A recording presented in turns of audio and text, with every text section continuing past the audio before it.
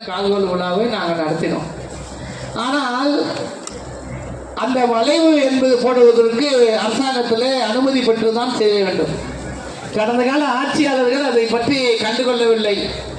ஆனால் நம்முடைய யாக்கூப் அவர்கள் இந்த நேரத்தில் நான் ஞாபகப்படுத்த காரணத்தினால் அந்த வழிமுறைகளை பின்பற்றி என்னிடத்தில் மனுவை கொடுத்திருக்கின்றார்.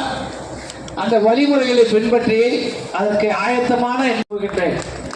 இந்த காகிதம் இல்லத்தவர்கள் பற்றி எல்லாம் நான் அவருடைய புதல்வரை நான் சந்தித்திருக்கிறேன், நான் பேசியிருக்கின்றேன். இந்த திராவிட முன்னேற்ற கழகம் பல்லாவரம் சட்டமன்ற தொகுதியிலே குறிப்பிட்டு சொல்ல போனால் 60,000க்கும் மேற்பட்ட வாக்காளர்கள் ஒரு திராவிட முன்னேற்ற கழக ஒரு தொண்டனை வெற்றி பெற வைக்கிற சக்தியாக இன்னைக்கு விளங்கி கொண்டிருக்கின்ற காரணத்தை அந்த உறுதியோடு சொல்கின்றேன். நிச்சயமாக இந்த சமுதாயத்துக்கு ஒரு பாதுகாவலராக இந்த பகுதியில் இருப்போம்.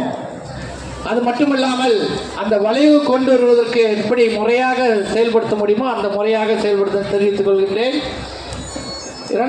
மூன்றாவதாக ஒரு கோரிக்கை வைத்திருக்கின்றார் பேருந்து நிலையத்தில். ஆக அந்த பேருந்து நிலையத்துக்கும் நான் இப்போ ரயில்வே சுரங்க பாலத்தை இன்னும் ஒரு மே முதல் வாரத்தில் திறப்பதற்கான ஆயத்த பணிகள் முடிவில் தருவாயில் உள்ளது. இப்பொழுது தார் சாலை போட போகிறார்கள். அந்த குரோம்பேட்டைக்கு ராதாநகருக்கும் குரோம்பேட்டை பேருந்து நிலையத்தில் ஒரு இணைப்பு வருகின்ற பட்சத்தில் அந்த நேரத்தில் உரிய நடவடிக்கைகள் கண்டிப்பாக எடுக்கப்படும் என்பதை நான் தெரிவித்துக் கொள்ள விரும்புகின்றேன். மக்களுடைய பயன்பாட்டிற்கு ரொம்ப நாள் கடந்த காலத்தில் 2010 ராதாநகர் ரயில்வே சுரங்க பாலம் 2010 நான் இப்பொழுது அந்த பணியில் முடியும் தருவாயில் இருக்கின்றது. நான் ஒரு மாதம் தான் நேரம் கேட்டிருக்கின்றேன். மே முதல் வாரத்தில் அந்த திறப்பதற்கு உண்டான ஆயத்த பணிகள் இருக்கின்ற பொழுது இந்த பகுதிக்கும் ராதாநகருக்கும் தொடர்பு வருகின்ற நேரத்தில் இந்த வளைவு சம்பந்தமாக உரிய நடவடிக்கை எடுக்கப்படும். அதே போன்று பேருந்து நிலையத்திற்கு கேட்டிருக்கிறார்கள். சட்டப்பூர்வமாக மண்டல குழு தலைவரிடத்தில் பேசி அதற்குண்டான ஆக்கப்பூர்வமான நடவடிக்கை எடுக்கப்படும் என்று தெரிவித்துக் கொள்கின்றேன். இந்த இப்தார் நோம்பிலே நான் சகோதர மனப்பான்மையோடு ஒரு தாய் வயிற்றில் ஒற்றுமையோடு ஏற்றத்தாழ்வு பார்ப்பதில்லை.